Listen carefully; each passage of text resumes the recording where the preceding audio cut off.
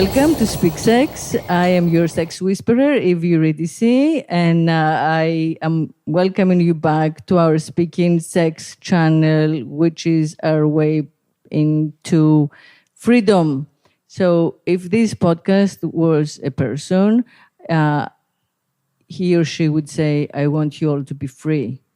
So that's why we're doing it. That's the heart of this show. We want to liberate ourselves and each other, liberate people. And I feel the way to do that is through freeing up sex, the language of sex, and separating sex from self, and separating sex from money, survival, the difficulties of daily life, and all of that, and just figuring it out for ourselves in a conscious way.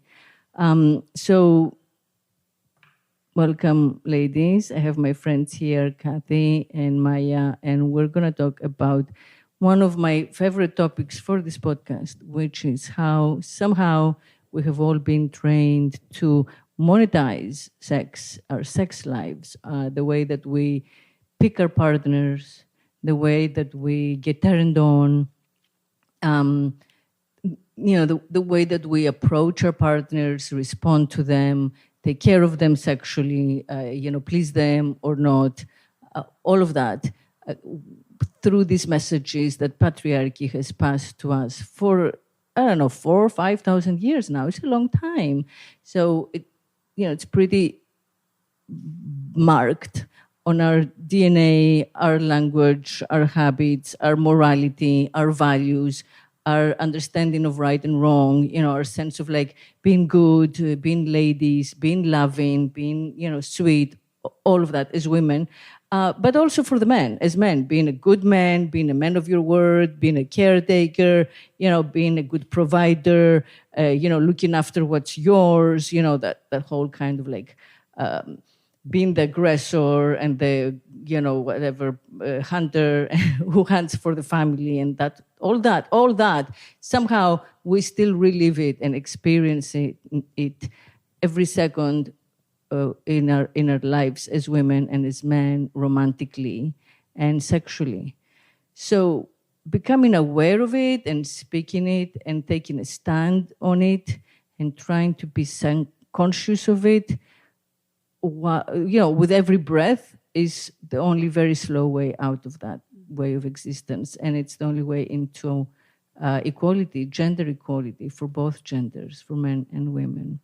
So what brought us here today is a conversation that we had before on our own about the prevalent phenomenon of second families as well as sugar babies. And somehow I don't have any scientific data on it. Maybe I should look for some, but it's very recent. So I doubt that we have legitimate studies. But somehow I feel that it's connected to Me Too. I feel that because of, the strength of the Me Too movement, which has given women the power to consent verbally, well, Western, well-off women, right? Articulate white women or, young black women, women of color who are in the West. So because of that, there is a backlash.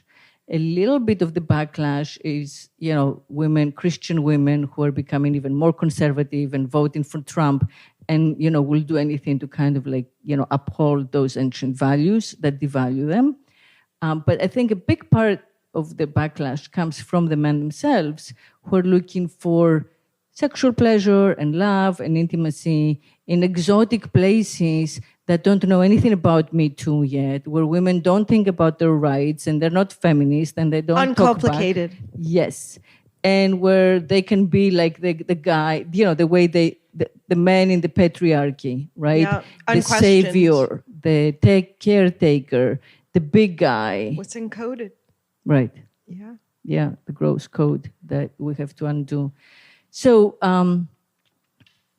that's what we're going to discuss right now, and I'm going to open it up to everyone because my friends here have had some personal experience of this. I'm going to say for myself that I have met, quite a few men who have chosen to either have a secret second family down south.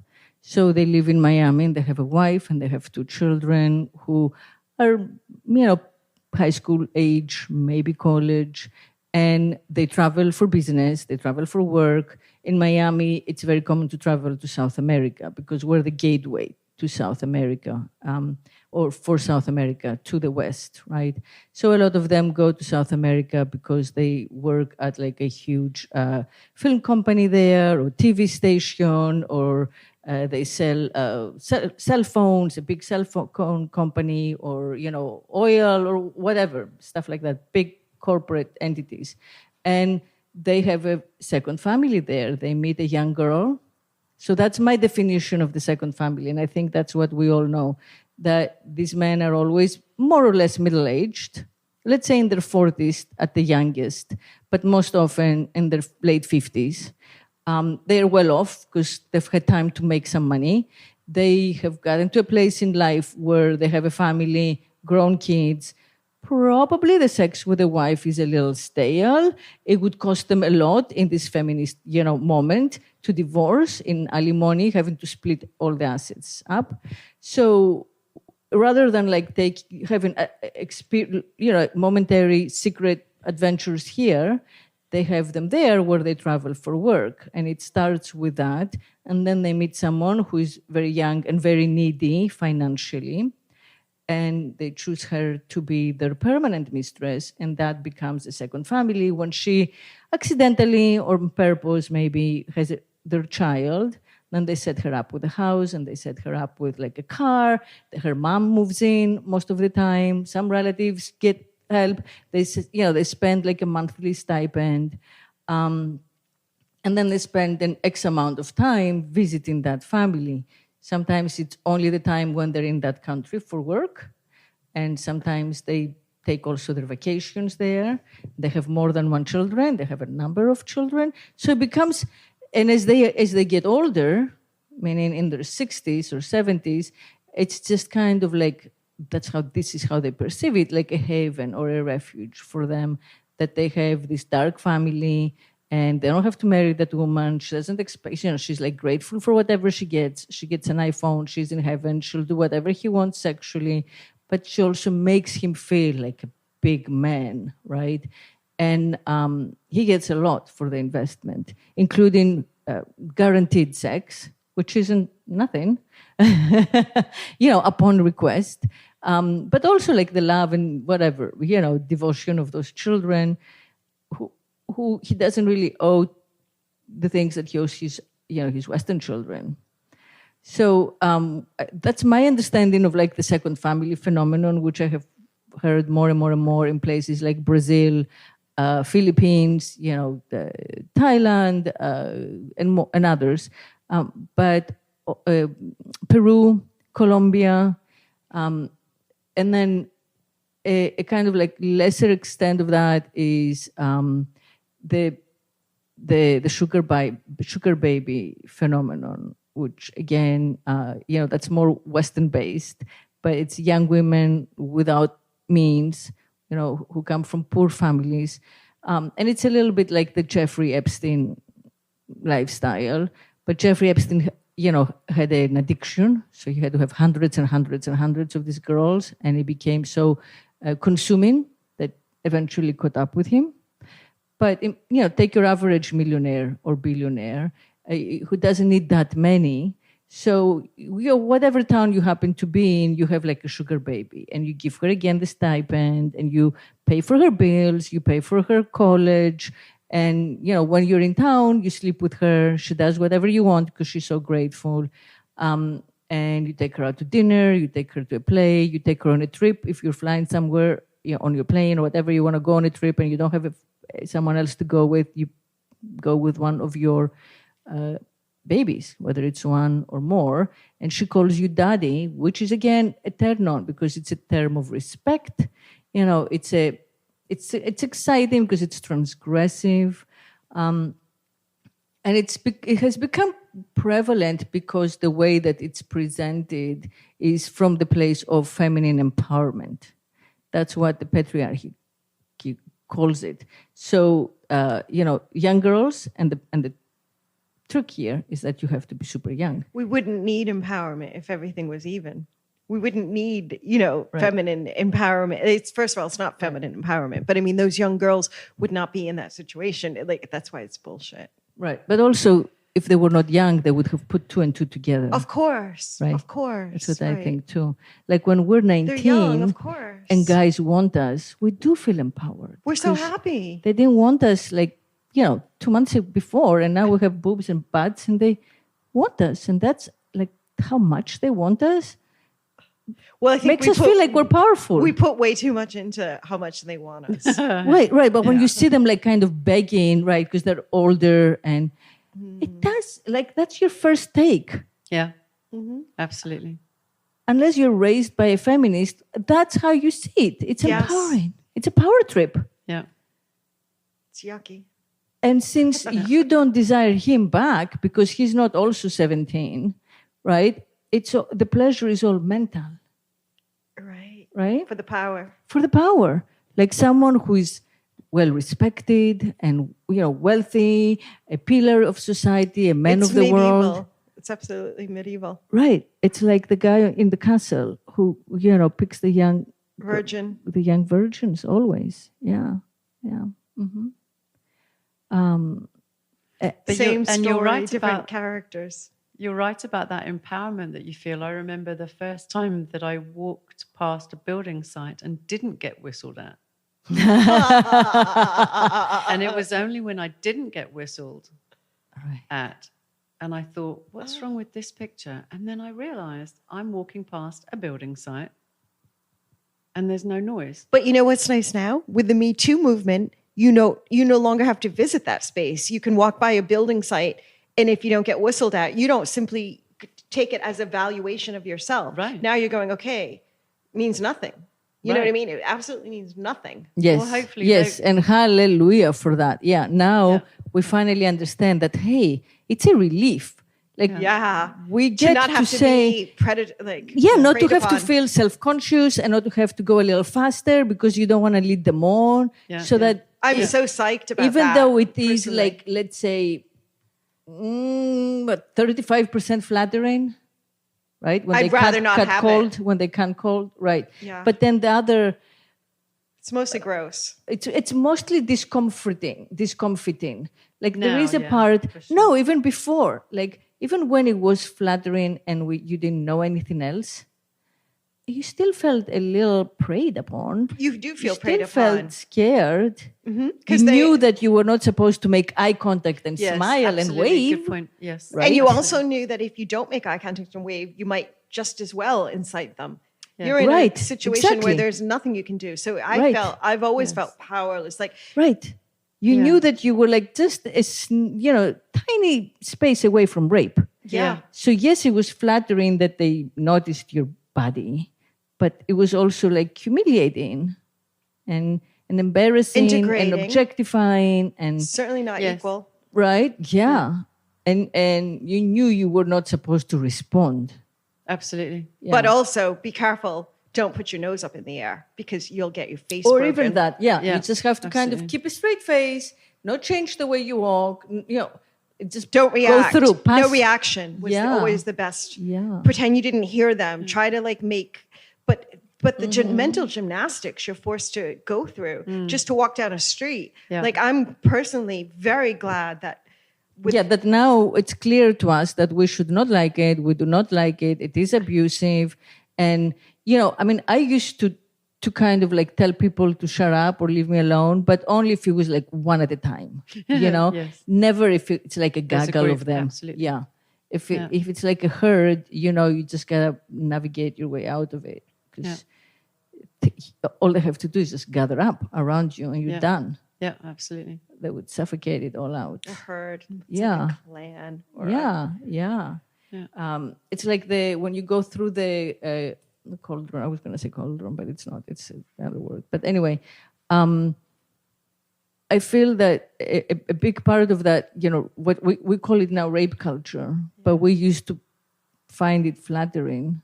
That's the Right. weird, twisted part of it, that we've had that encoded into our head, that's acceptance. That when we hear that, that's like Pavlov's dog and the bell. Right. We should be happy. You know what I mean? We should expect a reward or treat. That's, right. Yeah. That's the sickness. Because what happened is that we became like, we were shrunk into being just our body. So, at that moment when you walk through the office, you're corridor, nobody's sister, mother, or the street, or wherever, you don't have a mind. Nobody wants to know your opinion or your thoughts or whatever, right? You're just this little mortal coil.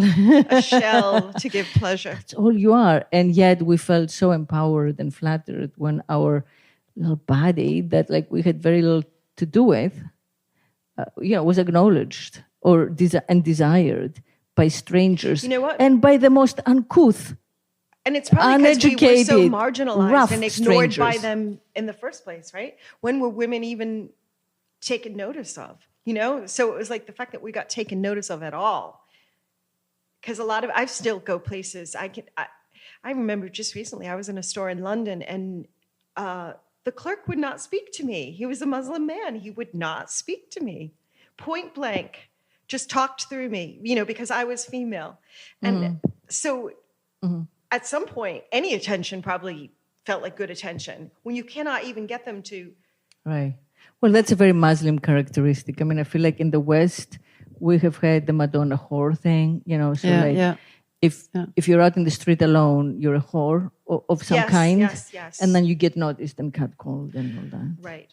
Yeah, I hadn't thought of that. When I was living in Greece a long, long time ago, like 35 or 36 years ago, the warmest place in the winter would be to go to the local taverna and sit and have a hot chocolate, and then I'd have a shot of Cointreau in it. And I remember all the guys thought that because I was in a taverna and I was alone. Yeah. And it yes, and an unaccompanied woman. Yes. Alone. And a blonde. And a blonde and a foreigner. What scandal. Wow. Everybody gets to, go to bed with you. Yeah. I had absolutely the most awful difficulty. People just had the most awful opinion of me. They judged they judged me. I went there because it was warm, and I hadn't even noticed that the only other woman in there was the wife of the owner. And when I first lived there, I didn't speak any Greek, and I thought these old men were being very sweet, and every so often one of them would like pay for the hot chocolate and they'd talk and they'd laugh a lot, and I thought they were being really nice. And then I learned the language and realized that actually they weren't being very nice at all. But Yeah, and that's what it is. It's like a woman alone, especially a woman alone who doesn't belong where she is there for only one thing, and that is to like seduce her man. And so the women resent her. Yeah, absolutely. And the men want to just, jump her bones. And that's it. Very basic stuff. And then you have that whole other thing where you walk into a place, and I travel a lot and I'm alone. So I'm always somewhere new, and I'm always walking into places alone. And one of the things it took me a long time to work out is if the women come over and befriend you, it's because they don't think you're any competition at all. So it's actually a tad of an insult. Whereas the women who you probably want to get to know, who look away from you or try to steer their men away from you because you're clearly single and you've just wafted in with all this energy, they're like you said, they're intimidated by you. So you can't win, can you really? Basically, everybody has an opinion. You can't just walk into a room. No. Two guys walk in behind you, they just walk in. Yeah. Yeah, that's right. Well, one guy just walks in. And that's just like a very, in. very basic thing about how patriarchy works, which is you're a woman, you got to belong to someone. You can't belong to you. What? No, right. Like, who you belong to? Like, why are you here without whoever you belong to? Who has authorized this? Right, which is like your chattel. You belong to some guy. Whose last name do you have? The last. Yes. It's like, this brings us where's to your father or where's your husband? Yeah. Who are you with? I want to especially. I mean, even myself. I'm sorry to even when I go alone to the town where I grew up on the Greek island where I was born, and I have the name of my grandmother the first name of my grandmother, the last name of my grandfather, they were both very well known there, right? Both my parents are from there. It doesn't matter. I go unaccompanied. It's like, why are you here alone? Even They now. don't think that I'm looking for sex because they know me, because I'm there every summer, every year. They know I don't sleep with anyone when I'm there, which is why, by the way. Absolutely. Like anywhere else I might have sex, but I'm not going to have sex on that fucking island because, like, Absolutely. forget it. Right? Like, not in The that irony, town. the irony. Yeah. Just, yeah. My town? Maybe I just- don't sleep in my town. Maybe just with, not around. your town. You don't want to Oh annex boy, the whole island. no! I don't mess. This is a Miami. fabulous island. Like, I'm so far away from where I belong that I can, do whatever. But once I'm there, It is a very small island. I do not. Yes, Yeah. it's a small island and it's a small town. As everybody, that's how all of It's us come community. from, a small place. Community. Every place is small. Yeah. And even even if it's a neighborhood in New York, it's where you come from. It's your neighborhood. It's Yes. small. Yes. It's just so many other places have changed, and some places don't. They don't change at the same rate. I think the neighborhood never changes. Like, you'll walk in there and they know you and they'll judge. Like, what are you sleeping with? Why are you here alone? Who do you have with you? Oh, see, I think some neighborhoods are really transient. Like Miami, for instance, is so transient that to go back to a neighborhood here, I wouldn't expect it to be the same as if I go back to a neighborhood in Cumberland, Rhode Island. You know what I mean? Right. Like, I don't know. I mean, I haven't been in a neighborhood. But my daughter, like her group, because she grew up here her whole life, right? That group talks about each other in gossip way all the time. And they know each other's business. but will they in 20 Yeah. years? Yeah. Will they in 20 years? Yeah, is I don't my know. point. They're now 20. I don't know what Right. they'll So do will when they? they're 40. That's what I mean. Yeah, I don't know. Yeah. But like, they are here. Like, they're not leaving. All right. But the thing I'm interested in Yeah, is let's talk. Let's go back. So you were saying, to close that, Maya, that being a woman alone is very different from being a man alone abroad or out in the world. Yeah. So these men can go and meet girls. You as a woman going to like pick up boys in Thailand, for example. I want to hear about your Thai experience, because you heard me on the phone giving out to someone about the human trafficking going on in And Thailand. I really wanted to stop. And you wanted to, right. And Yeah. I really felt strongly, I want to hear how I'm open to hearing how you can turn my mind around as to, Well, let's hear your mind first, Kathy. So well, what did it's you- my understanding Right.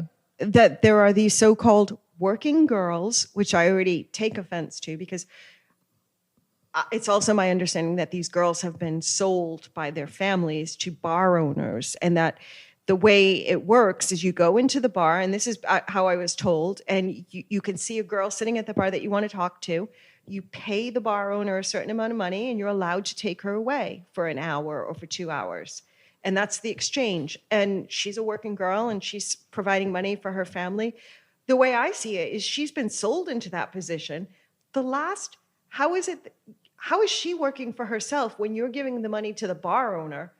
And how was that her dream, to grow up and be put in that position? Where is the empowerment there? Well, that's pretty much what I thought. I used to run a yacht club in Phuket Island in Thailand. And when I first arrived, I arrived with all my social conditioning, peer group pressure, life experiences, and expectations. So when I saw these beautiful little Thai girls with these larger Western guys, Older, who are usually older, quite often the girl is walking behind.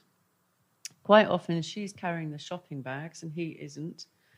And something didn't feel right about that. And interestingly, I felt disgust for him, but I also felt disgust for her.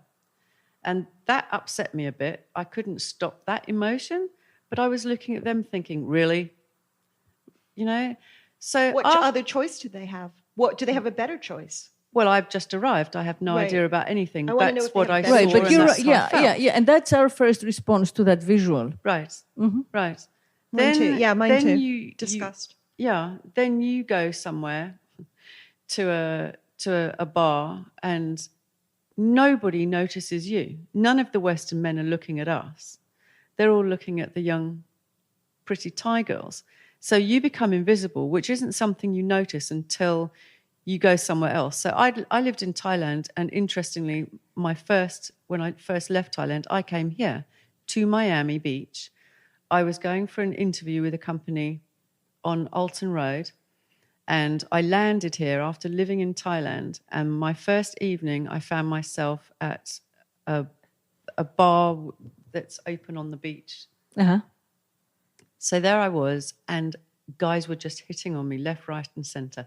Well, now I understand that Miami's quite open and people will approach you. Yeah. But I hadn't realised how invisible I'd become until I wasn't invisible anymore. So while I was living in Thailand, you've got all that going on. And I'm looking at all these other people, judging them for whatever reasons. After a while of living there and getting to hang out with some of the katoys, which is another whole interesting phenomenon. And the katoys are the lady boys. But you're not answering how a girl being sold by her family to a bar. It's okay. It's okay. I like the katoy. Sorry. I like the katoy thing. I like the katoy thing too. So I got a good katoy story. are like trans boys. Yes, lady boys. men. Lady boys is the lady boys. So they're boys, but they present as girls. Yes. Yeah. And a lot of the foreign tourists don't realise that the person that they're chatting up. And he actually cried and really. And but they have their penis. They don't transition. They just they cross-dressing. Let's say. They have their penis, but it's been turned inside out, so it's now become a little cavity. Oh, who does that for them? Who turns it that way? Well, all I can say, because we're being very honest, and it's about sex, is that when I first saw one, I thought, shit, tell me who your surgeon is, because that's the neatest, tidiest one I've ever seen. And if I could have mine look like that, I'd pay. It was amazing. Well, it's obviously a male's idea of what a beautiful vagina should look like. You know what I mean? But who does obviously it for them? A male them? surgeon made it. It's done, well, most of the surgeons that I know of were in Bangkok. Oh. So they start with taking hormones. Okay. And they take the female hormones, and then after a while. And the interesting thing... And how old are they when this begins? Oh, that depends on how much money they have. And they don't all have that surgery. They aim for it, but some are in various stages of transition while they're out there working. Right, That's how they're making the money. Usually. Yeah. So they also have some surprises. Usually you can tell a man because they have the Adam's apple. Right, yeah. Well, there's an interesting little operation, and you have a tiny little scar here behind your ear, and they can remove that. They shave it, I thought. So well, yeah, but they'll go in and they shave it. Okay, so now, in the beginning, I would go to work, and I was running a yacht club, which obviously had a bar. So I'd go to work, and I would see the girls sitting in the bar, and I'd think, oh, lots of girls drink in that bar, and they're all very young and cute and smiling. And then when I left, by young, how old would you say? Well, to me, they looked like between 18 and 25. So they looked 18, like they didn't look 14? Yeah, because our idea of the Thai, the Thai girl is very young. I mean, they may present younger than they look. No, they may present as 18, but are young. they 18? Yeah, they look to me, when I know you see in the bars they have to present Yeah, as 18, but I don't think the girls are in fact 18. Yeah, you've got both. Okay. But the ones that I had to walk past to get to the bar, and then in the evening when I walked home, there'd only be 2 left at the bar, and I think, oh, I wonder where the others went. So after a while, I worked out that they're working, but what are they actually doing? And then I'd noticed that the old ladies would walk past the bar and smile at the girls as if the girls were just having coffee and a chat. Well, I couldn't really understand that, because that could be their granddaughter. Right. Or their daughter, and they've just walked past them, and they're sitting there in a very tight, very tiny dress with a lot of makeup, obviously waiting for clients. With some sex for offer. Mm-hmm. And here's your grandmother or somebody their age, and like you said about the island that you live on, they know you. And they've known you since you were 3. So there's this old lady, and they're not judging. They're just saying hello, and you're saying hello back. Maybe they should be judging. Maybe they should. Right. They're not judging because it's it's a bit of a slow explanation. It's a very slow explanation. Yeah, but there's a reason for that, Kathy, because you won't take off the jacket of your Western conditioning and what you're thinking to step into where they are coming from. And this was the same for me. I lived there for a while before I started to. It's only because you're not telling me where they're coming from. Yeah, So, fair enough. so what happens when we take off the jacket? Yes, I'm very willing to take again? off the jacket. Yeah. Oh, right. So I ended up, because of the two toys that I'd met, having conversations with them about what is it about. And there are so many things in Asia, and Thailand is part of that are so different to here, that it's very difficult for us to come in with our concepts and our peer group pressure and social conditioning and understand where they're coming from. So to me, it looked like sex trade, prostitution. Mm-hmm. Well, the old lady who I got chatting to eventually, who used to walk past every morning, she used to smile at those girls. And I'm not saying that this is not a judgment. This is just how they think about it on the ground where they are. So she used to smile at those girls because it would be really lovely for her family if one of her family were in that bar, because the money and the freedoms and the choices that would be brought for the rest of the family by the money that they were going to get would be huge. So then I thought, well, what about if they want to then get married? But now they've had this year or 2 years or whatever they've done.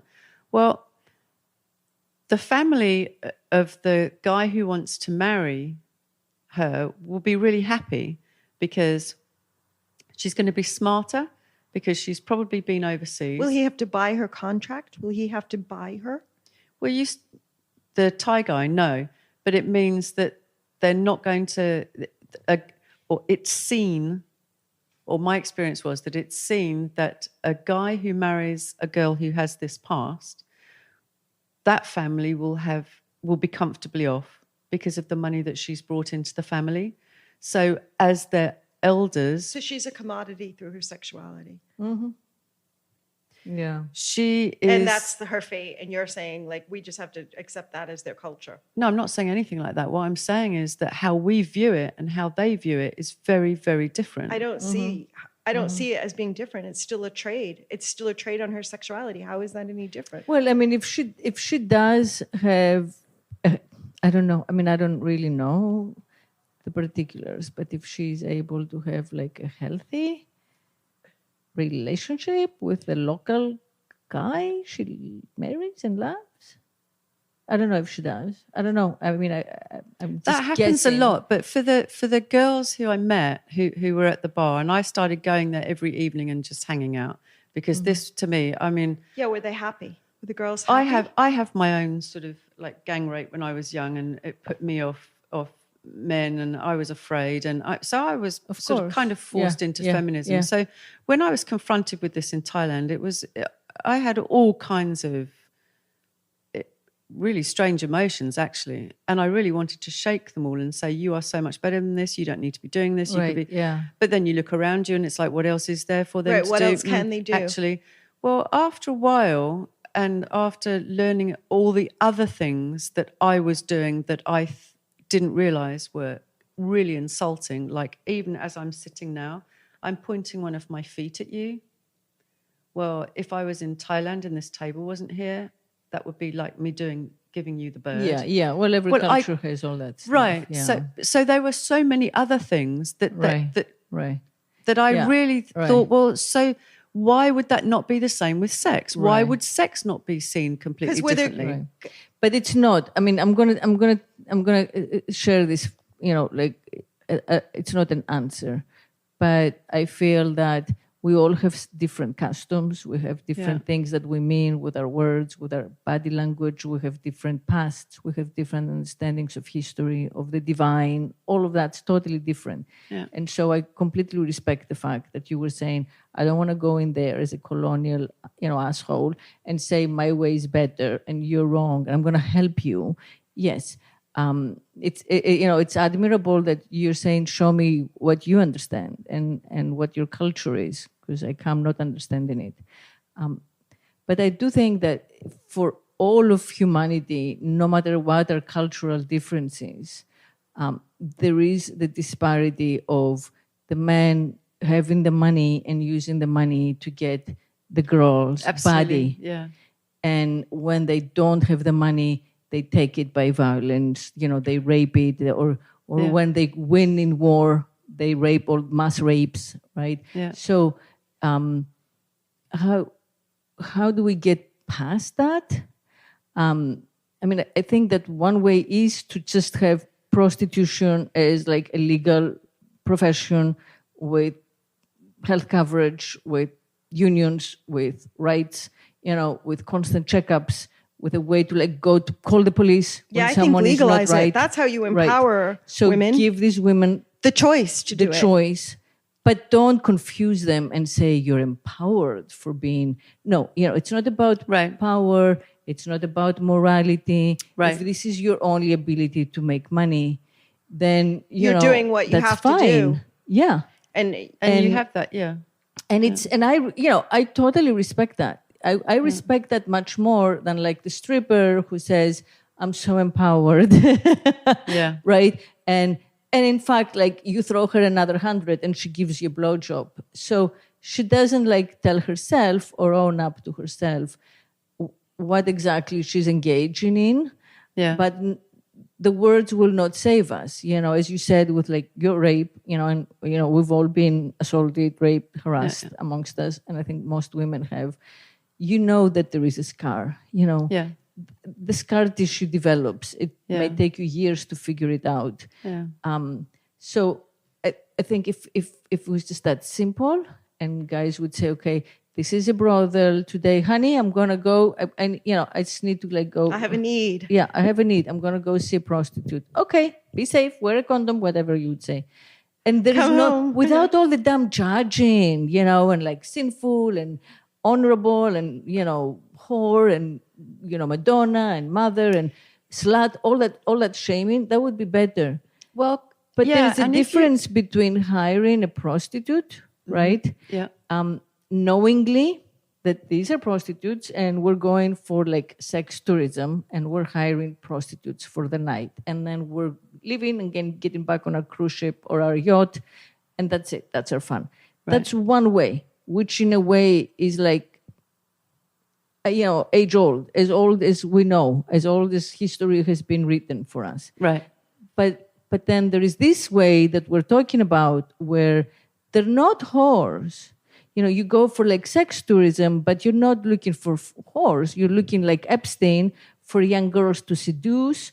You're looking for like the sugar babies where it's not being a whore. I'm just taking you out to dinner and I'm buying you things and you're keeping me company. Or you have the families, It's a power play. You like make them your family and it's all like really nice and legit. And you no longer call it by its proper name. And you fuck up everything in everybody's heads, right. Well, especially the women's heads. Which is why podcasts like this are so important, because it's a big plate of spaghetti. Mm-hmm. It really is. You can't see the beginning and the end. And what's the beginning and the end here isn't the beginning and there. And what's for you is different for you and for me. So it's a really complex subject. So you need to have these conversations. It's very complicated. Over coffee, you need to have these conversations all the time, as you were saying. Yeah. I still think of it and go, yuck. It is. I think of prostitution yuck. as yuck. I think of prostitution as good, like if you choose it. Yes. But I think of these young girls that are sold, and this is what I was told by somebody who's currently there in Thailand. This is how it works. I'm the sure family that sells the daughter to the bar.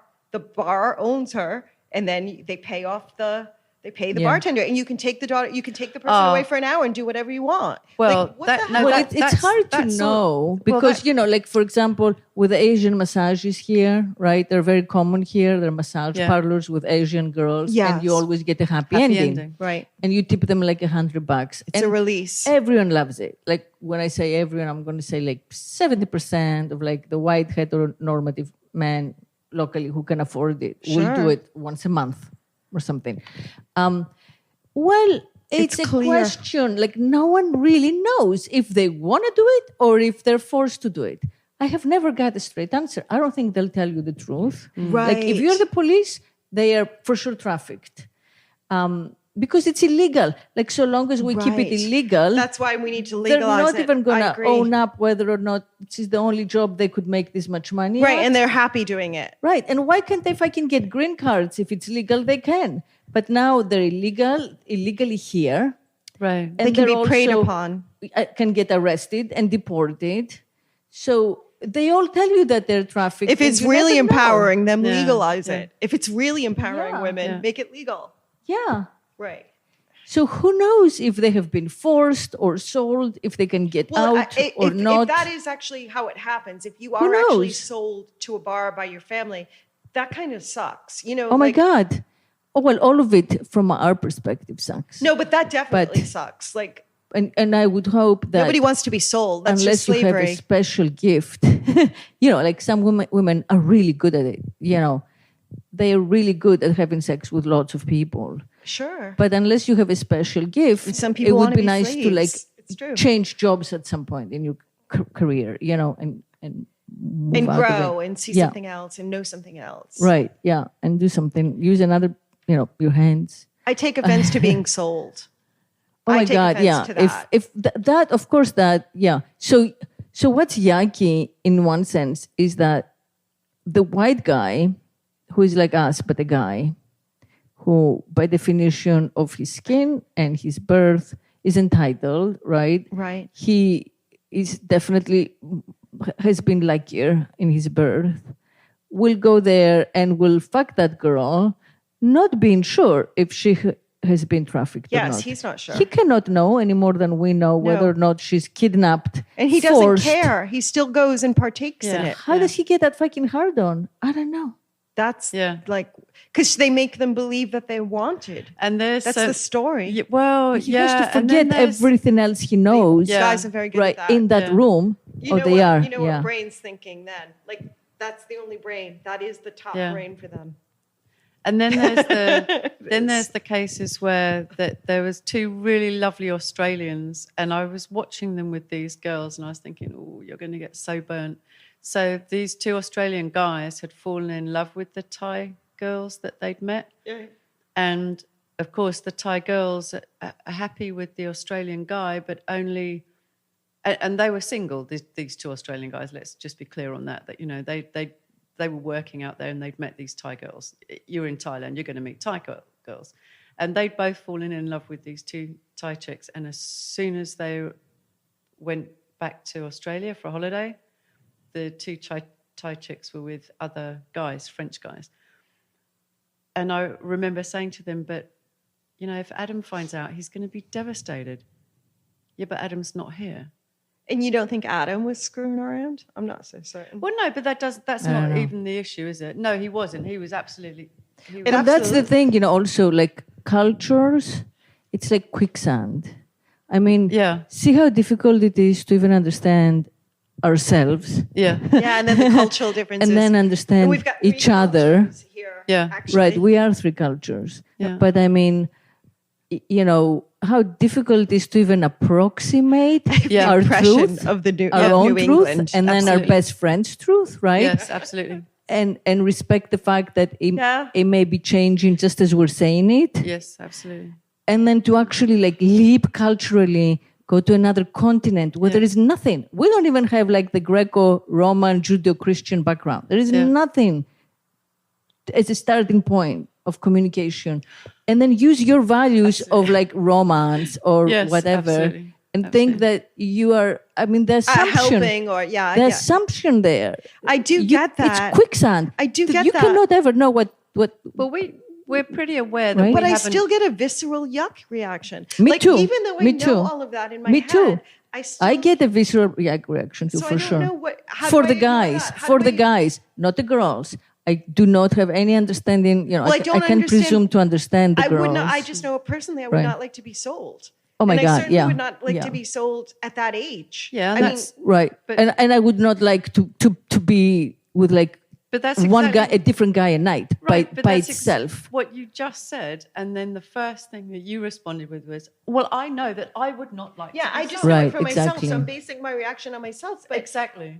Yeah. And that's an important thing to remember, Right. because Right. whatever we know about sex and whatever I know that I don't know, because I don't know what this influence, word means. The culture. bottoms and the word- slaves and the Right, lifestyle. I have no idea what those words mean, but it's a personal experience like any Right, other, isn't yeah, it? yeah. So, and it's just the same as what do you think?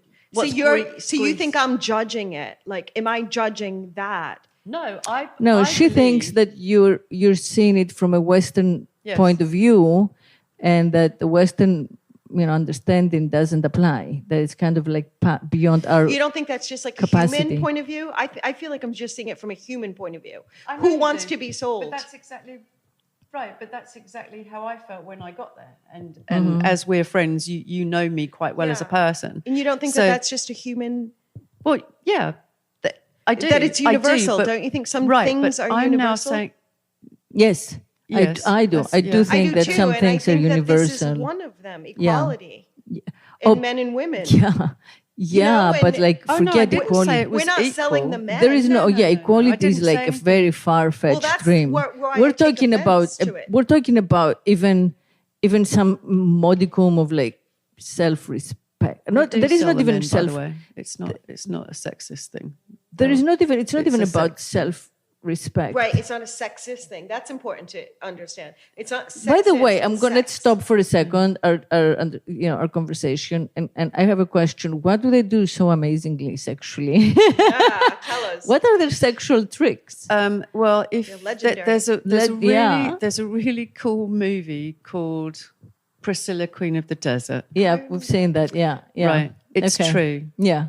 Okay. It's true. And you'll find that, and apparently the girls were saying that you need to start using the muscle Right. when you're really very young, Right. or it doesn't develop.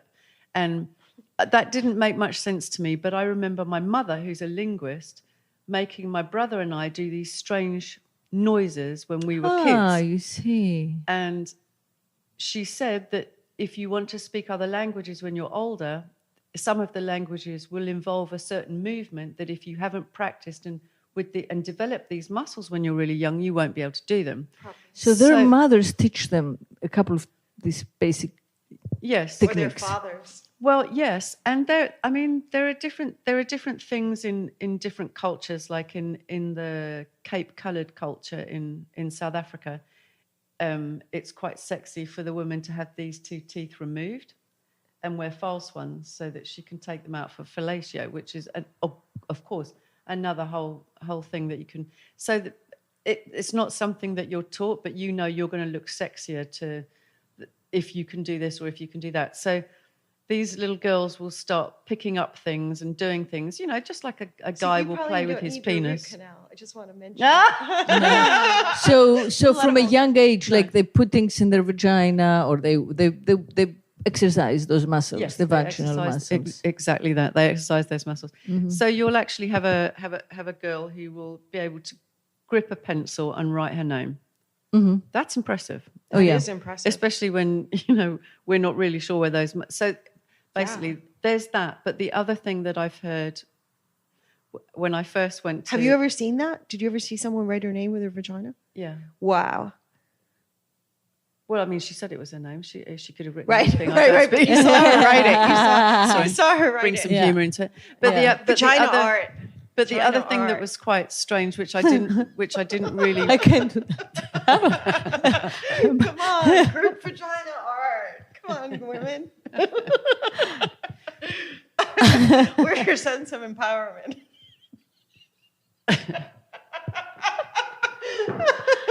Ooh, could be our but classes. yeah. How to write your name with your vagina. 101. Well, you were saying something else? So I went into a pharmacy to buy some condoms with the boyfriend that I had at the time, and we found some hanging up, and we took them to the counter, and the pharmacist said, "Who are they for?" And I looked at him and said, "Well, they're not for me. They're They for thought him." you were a lady boy? No. Oh. Thanks, babe. Well, No. you're tall,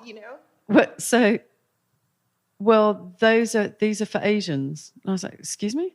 No, well, if you're a Westerner, you're not going to, those won't work. Why? my. So So that really is true? So we bought those, and we bought the ones for the Westerners, Just and then to we see the took them back and difference. blew them up. Yeah, cool. Yeah. I would have wanted to say, Yeah. oh, I love this So experiment. what were the Asian condoms? Focus group. Very, very impressively tiny. Oh God. But then when I was living in the Maldives, I remember seeing one of the managers who I was working with. Everybody was skinny dipping, and not me, by the way. I never do. And I was sitting there, and I looked, and I thought he didn't have a penis. But I did a double take. So, of course, he noticed that. And I couldn't stop it because he's a guy and there's no penis. And he said, so you're used to a bit more in the West. And I said, what, a bit more? I'm used to something. Where's yours? So he puts his finger down and pulls out this little thing, which was... Like a pinky. It was. It wasn't just the length that was incredibly, incredibly short. It was the girth as well. Right. And I looked at that thing and I remember thinking, unless you're going to stick that in my ear, I don't think it's going to do terribly much. Yeah. And then when I saw these condoms, they're like those little long balloons that you buy to make the sausage dog's legs if you're making balloon animals. So they really are much smaller. Okay. So for the Thai women, Right. I was just going to say that's what that makes sense. The Thai women must have smaller, shorter, tighter pussies by birth because they're smaller. Yes. So even if they didn't do their exercises, they would be a nice tighter fit. Yes. And then on top of it, they have to work out their muscles. So those little Asian Thai penises will like fit well and impregnate them. Like, so the exercises probably traditionally were developed for the smaller Thai penis to enjoy the sex with a Thai vagina and make Thai babies. And then here come the colonists who are much bigger. And in a sense, it's, they force themselves into the smaller Thai vagina and they like it. And that's worth makes a lot them feel of money. More manly, right? Yeah, that makes them feel bigger and more engorged and more virile. And it's worth a lot of money. And then the Thais realize that they get something going here in this cultural exchange. So they don't split up to their... In this cultural exchange that... Yes, exactly, a cultural exchange. Right. Yeah. But it does come from colonizing. Because if we left them alone to do their thing, whatever it was, none of all of this confusion that we're trying to make sense of would be happening. So what's the white man doing there, right? I mean, what's he doing there with his dollars? I don't know. That's what's yucky to me. It's not what the Thai girls are doing or the Thai boys are doing or the Thai girl boys are doing. It's like, why are these men making, 10 extra bucks and going all the way out there to stick their penises in vaginas that have nothing that were not made for them? Right, right. I guess that's why the novelty, right? Novelty will always... No, fuck the novelty. No, but it's that's exactly what Maya said. Yeah, they're small and they make them feel like virile and that's make them so that's feel... a yuck. That's why we feel yuck. That's my yuck. Yeah, that would be my yuck. That is my yuck too. That is my yuck. Yeah, and then by default you have that whole kind of like exotification of the other, which is also yucky. Whether the other is like dark skin or black skin or Asian skin, it doesn't matter. You exotify it. By doing that, you deny her humanity, or his, if it's the boy, humanity in the process, because it just becomes like, oh, I got myself a Thai girl, I got myself a Thai boy. Yeah, that's it. And even when you fall in love with them, you're still falling in love with that, fetishized idea of who it is. It's very hard. I couldn't not see it like that. If you've lived there, like you, let's say you live there like 20 years, yes, then you can have a fully blown relationship that you speak the language. And you know the person. Right, you know the person, but also you understand how they think. You let go of some of your old identity and take on a Thai identity. Right. But without that, like the tourism, I'm sorry, it's colonial tourism is what it is. Right. And even when you see the relationships that look like loving relationships, it's still really, really hard to take them seriously or respect them, or it's no. Because there's like a visual disharmony. Like there's a young Thai girl who should be with a young Thai boy and is not. So like, something is not quite right. You know what? So is it an age thing or is it a cultural thing? I think it's both. Because once you hit a certain age, like nobody cares who you're with, like regardless of culture. To a certain extent, like once you're in your 30s, like but it's gross. Like when you're in your teens and you're with someone in their 60s. You know what I mean? Well, if you're in your 30s and the guy's in his 80s, it's the same thing, and it happens. Is that everywhere? Are you not being racist? No, I don't think How it's is that racist. I want to hear. I actually wasn't saying that to the last sentence, right. but Okay. I was thinking about the guy Adam that I was telling you about, who was totally in love with this Thai chick, and then the other guy, the two of them, and they loved these women, and everything about them was just so lovely, and they were just a really happy. Maybe the women loved them too. They did. That's what I'm saying. Right. But it was really difficult for me to. Oh, yeah, that they still loved them, but take them seriously. And then you have the thought that whenever you see two people walking down the street and there's one tall Thai, Western guy and then the little Thai chick, you just brand, judge. Yeah. But then when you were saying, but yes, that Thai girl should be with the Thai guy. And Yes. Aren't we getting In racist? Thailand, I don't think so. I don't think it's racism. I mean, it's not the same if they're in America and Why? her family brought her to America, she was young, or she came to America, she was young, and she's become Americanized and she went to American college. Then, like, we are already like this melting pot and we're used to seeing all of this. Right. And it's cool. I mean, actually, it's cooler than, often. But if you're in a place that's extremely homogenized still, Right. and then you have like the one, tall white guy, there is a yak. Yeah, there is a yak element because of the colonial history for me. I guess because it's the colonial white history. people It's the colonial go history. and they take over people and they take over women and they make them theirs. And it doesn't matter if they're American Indian women or if they're women in Africa or if they're women in India or, there is just It's been their vast history. tradition. Yes, the white women don't go do that. Yes, that's why. That It's what doesn't we bother know. me. Well, I just want to say that while I was in Thailand looking at all these beautiful women, I was thinking, shit, damn it, where are all the gorgeous guys? I don't need a small penis. Well, thank you. Exactly. Party sausage. But also the guys are the same height as the chicks. Mm-hmm. So I don't know if it's social conditioning on my part, but when you've got a very slight framed, tiny little guy who's this tall, there's nothing about that I find particularly appealing. And for some reason, their faces aren't particularly attractive. But even if it was, But it's women still because- don't have. But it's because we don't have that same fetish, right? It's not like we women don't need to feel that we're the strong ones That in we're the sexual dominating. union. We don't Interesting need to point. feel like, Yeah. right? Yeah, So that's a interesting point. phallic. Yeah. It's like the right of the phallus. Yeah, it's that's a good point. Right. It's so the phallus has to feel like he is in charge. He's the dominant one, the strong Right. one. We don't have that at all. Traditionally, we're supposed to be the weaker sex. Eek. No, we're the receiving Or sex. We're the- not the weaker. But that's what Yeah. we were told. Oh, the weaker sex or the fairer sex. They're the of- transmitter. ugh. We're the receiver. That's But- how that works. Yeah, I'm attracted to feminine men. I mean, I really am. me too. Yeah. androgynous. Yeah. Yeah. And Long yeah, hair. Right, because it I- speaks I'm to a attracted balance, to like doesn't it? masculine women and feminine men. I mean, I just there are exceptions, but that's like my basic type. Unless I have like a mental thing that happens. Right. Yeah. Right. Right. But if you're watching somebody walk past, Right. But if it's the long Yeah. hair, pure, look, the yeah, look that right. catches If your it's eye. pure aesthetics and who you'd like Yeah. to be with, yeah.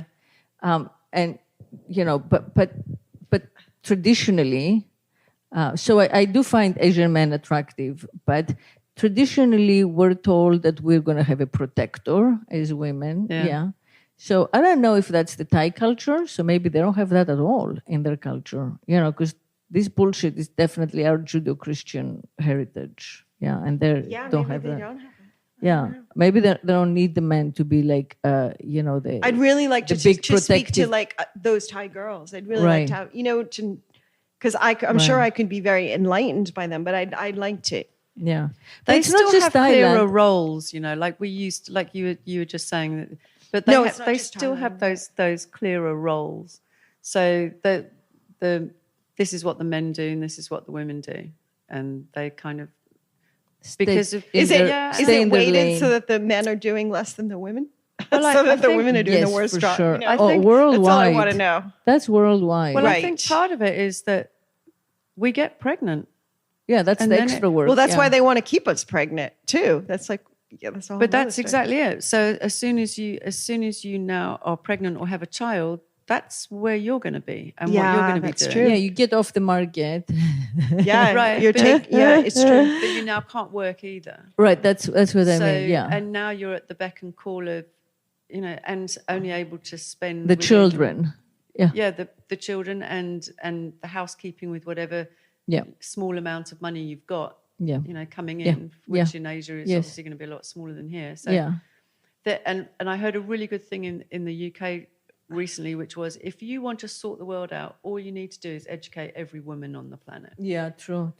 Because then once we can Yeah. work out whether we have kids or not, then the whole thing will By the change. way, we have listeners in India. Isn't that amazing? Yeah, that's. Oh, wow. I know. Do you know which areas?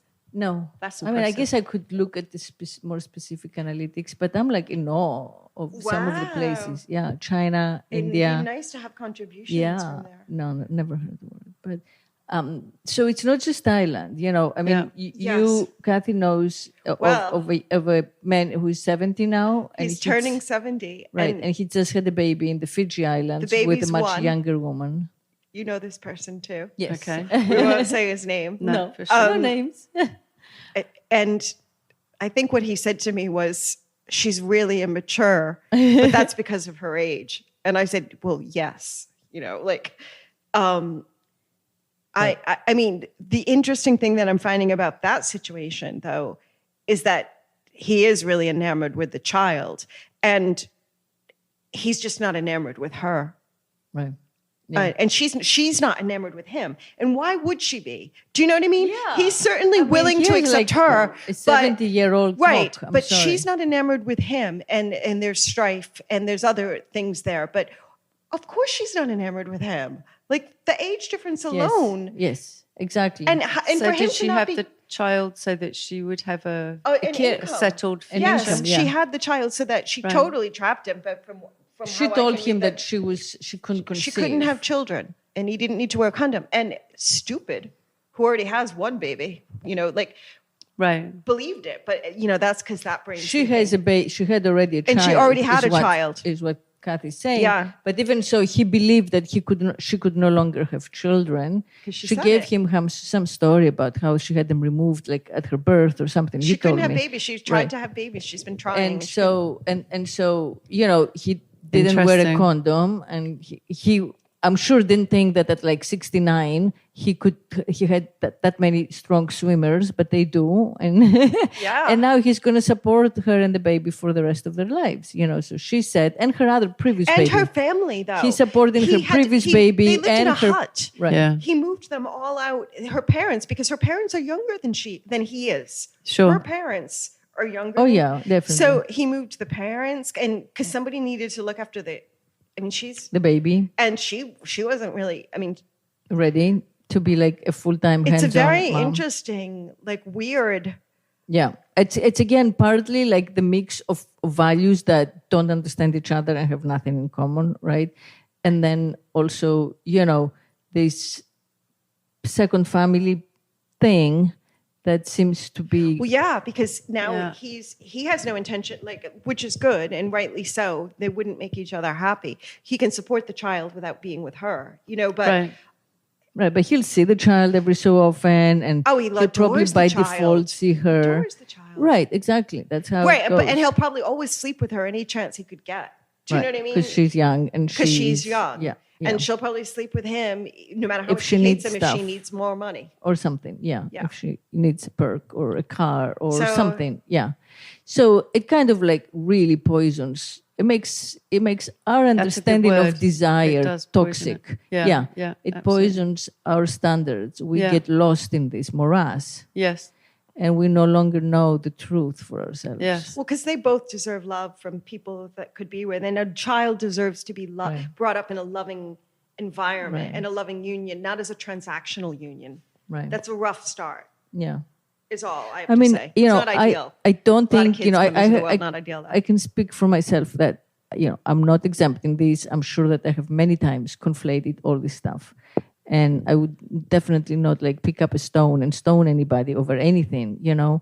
So, but it's, if there is anyone here who should take a second look, it's these guys who go so far out of their culture in order to recreate a family of the type that used to exist in the previous century, like in the 1950s, Yes. but no longer exists in the West, right?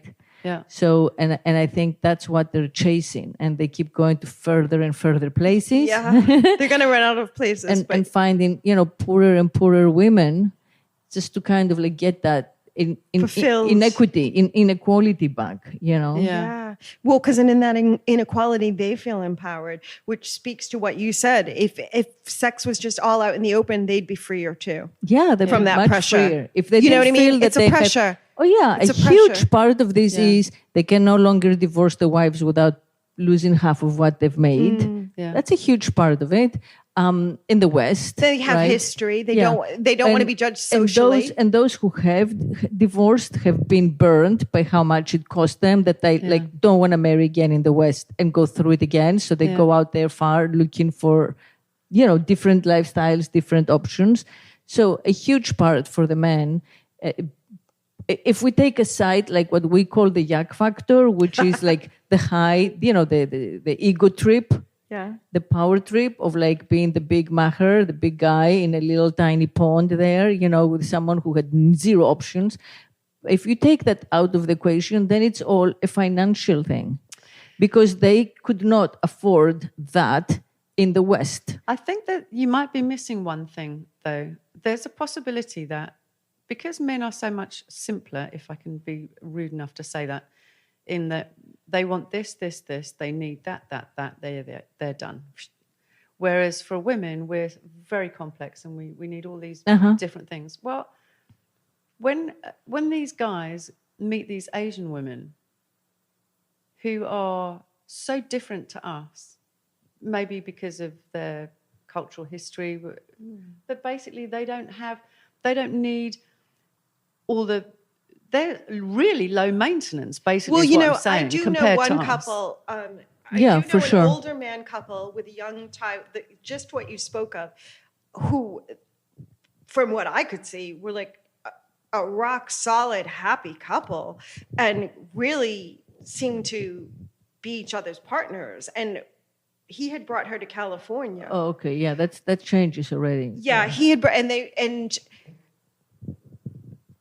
I felt like, I mean, I did not believe them for a moment that their love was real. You know what I mean? Yeah. Like it I feel really like worked. when they bring the woman here and expose her to America, when she's not hidden, American maybe. TV, American voice, When you know, she's not American hidden. values. And then especially if they decide to marry her in America, and within he the married legal her. system of America, then the game, then it's totally different. But she was so different and had so many different values and didn't have the hangups that we had, and it was refreshing, and it did make them work. You know, and she was Yeah. also Well, but that's- much younger. Yeah. But So but he that's- treated her that's- like a goddess. That's the male Right. bride thing, which you know Yeah, used she was to be a male very bride. right. It was very prevalent and until about 10 years ago. She was a male bride, right? but it seemed like they were really and again, super happy. it was guys who were either emotionally limited and didn't want to do the whole psychoanalytic explaining of how I feel and how you feel, and or you know, guys who were very shy, you know, who were very Right. awkward, socially awkward, and you know, did not good have the point. language skills Yeah. needed in America, but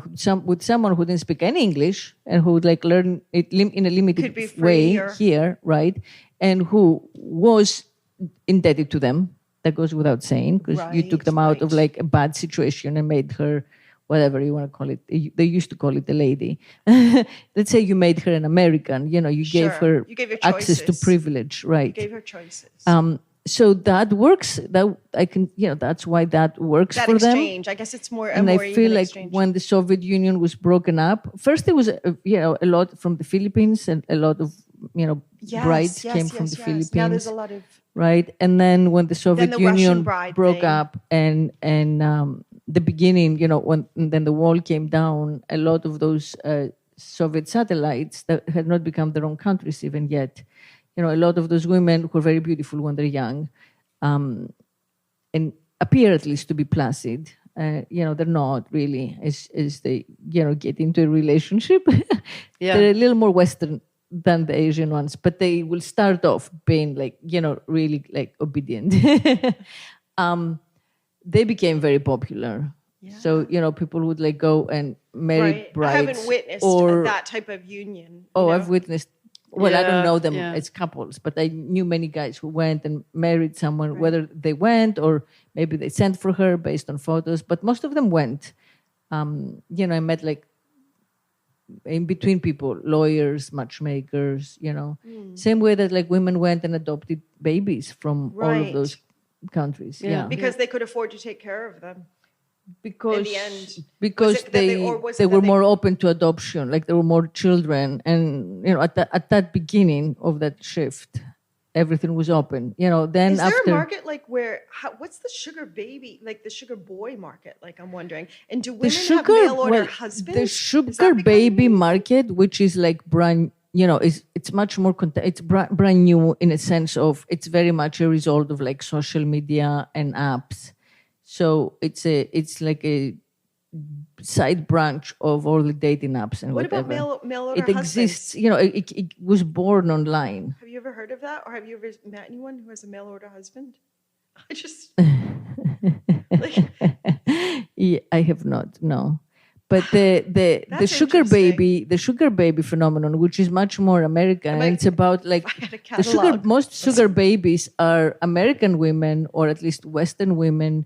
Young, very young, who are not wealthy, who are who need help, and they're beautiful, usually stunning. They don't have to be stunning. Just they're young. Usually, they just have to be young. Very young, yeah, and they present as even more youthful. Like gaga-eyed and easily wowed, right? Yeah, and they need a daddy figure. I mean, it's literally like the daddy figure. Oh, yeah. The sugar is the money, so the daddy has to have some money, becomes a sugar daddy.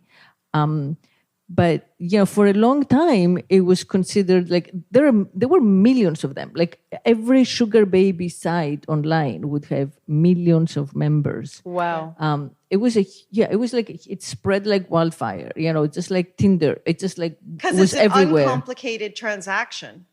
For both. Yeah. But especially the guys, of course. Especially the guys. And the girls didn't understand what they were actually selling. If you're too young, you don't know what you're actually your worth. If you don't know your worth, and if you've never had that cultivated, which you haven't at that age, and we certainly haven't as women, that's the inequality there. Right. And that's where we began, that we don't know anything beyond it feels good to be desired to the extent that people are spending money on me, and grown people who I should respect, my elders, right? And that I, being 18 or 17 or 19, can barely make like $10 an hour. Right. So my elders are spending thousands on me. Taking me to great restaurants. Right, that makes me feel so and they seem to really want to be with me. Right. And value my company. Right. And it starts with like just the dates, and then the promises of like, I'll pay your rent, I'll pay your tuition. And then of course, once those bigger numbers come in, you sleep with them. And often the girls don't even think about it in the beginning. In the beginning they don't really think about it. But, there is like an old cock. There's like white pubic hair in front of you, and you're 18. At some point, you wake up to the reality of what's happening, And at some point, you get an 18-year-old cock. And that's when it becomes very clear. But it's also very hard. You realize that you're not turned on by this guy. No. That the only thing that turns you on is the money. Yes. Nothing else. So, and, how toxic is that? Because before you know it, you're going to move away from this lifestyle, but you're going to still equate sex and money, and you're going to look for the wealthiest suitor, and you're always going to look for the guy with the most money to be your partner, and ignore all the other qualities that matter much more in life. And then who are you going to be? Who are you going to be in this life? Like, how are you ever going to get your self-respect? Your only hope is that eventually you will like divorce the last rich guy that you were with and get, an alimony or his money and start taking like new age classes and start understanding things when you're in your 50s or when he's married someone younger or got a sugar baby or two. We're much younger. But I mean, the thing with the sugar baby phenomenon is like there were huge conventions. You paid people, you took lessons from older or retired sugar babies. Wow. They trained you how to write your profile so you'd get the richest men. I didn't know this. That's You huge. paid dues, like monthly fees to get these emails on how to like look, how to speak, what to wear, in order to please like the rich older guy. So it became like a huge industry overnight. Yeah. I don't know if it's still going as strong as it was like 4 years ago or 5 years like ago. The .com industry. I'm hoping that, Me Too has affected that a little bit and put a break to it. I am hoping that, right? Because it just, went like wildfire before these young women had an opportunity to kind of understand and think and hear words that describe what they're doing. Right, because we haven't had a platform for it yet. Right. We haven't had the talk. Right. So it was just like empowering. Okay, cool. Yeah. Easy money. It's money. good Okay. if it's right. really their choice. And then the but other they gotta thing know that's themselves. happened is that, gradually, you remember Ashley Madison, like the leaks? Yeah. So that was the first time that a lot of that stuff came out in the open. It was like a big dating app that was actually linking, sugar daddies to sugar babies, but, married men to younger mistresses. So that came out in the news, and that was like a first way for the culture to start understanding it. Yeah. But now the police departments in many urban centers are treating it as prostitution, and they're seeing those girls as like working girls, and they don't think they're working girls, and they feel like they're mistreated. But it's starting to, ring a bell, and they start, I think, to wonder. So some of them will just turn completely transactional, and everything they will do is transactional. You want to see me, you want to talk to me, you want to have coffee with me, pay me, pay me, pay me, pay me. And that's who they've become. And some of them will just put an end to it and come out of it because of whatever it is, whether it's Me Too or like the Jeffrey Epstein scandal. I mean, I think that's huge for that movement. Because all of a sudden you realize that he was abusing these girls, but when it happened, those girls didn't realize they were being abused. He was giving them hundreds of dollars and Prada bags and Prada shoes to like, play with his little wiener. I mean, give him sexual massages. Like 90% of them didn't have to fuck the guy. He would either like take a dildo and fiddle with their, parts a little bit, or they had to, masturbate him, like have a happy ending or something basically like that. That was his thing. His thing was not so much, the penetration of the young female body. He did that rarely because he was aware of like, rape and statutory rape. But it was breaking them, a girl who's never been with anyone, who's super innocent, and you managed to take that over with your wealth. And that made him feel like he had made it. He was somebody in life. So knowing that, reading about this so predatory when you're young and understanding that those girls were abused and now they get to sue him because they took the $100 or $500 or $1,000 or the tuition or whatever it is he gave them, not knowing the difference, that being out in the open is helpful. Yeah, I think for so young too. women. Yeah. Yeah. So good. So that's why we're talking about it. We're spreading the word. So I feel like this is a good place to close our conversation for today. So if you ladies are ready. I feel like I've learned a lot. Oh, yeah. It's always really like heart-opening, eye-opening to talk about this stuff. More heart-opening than anything. I always feel like I'm so close-minded after these talks. Do you know what I mean? I do. Okay. I Just love you. recognize it. And until we meet again next week, speak sex. Speak sex. Yes. Speak sex. Speak sex. So we're excited to announce our partnership with oldplayground.net. It's the site to go to. if you're in any way curious about what to do next in your sex life.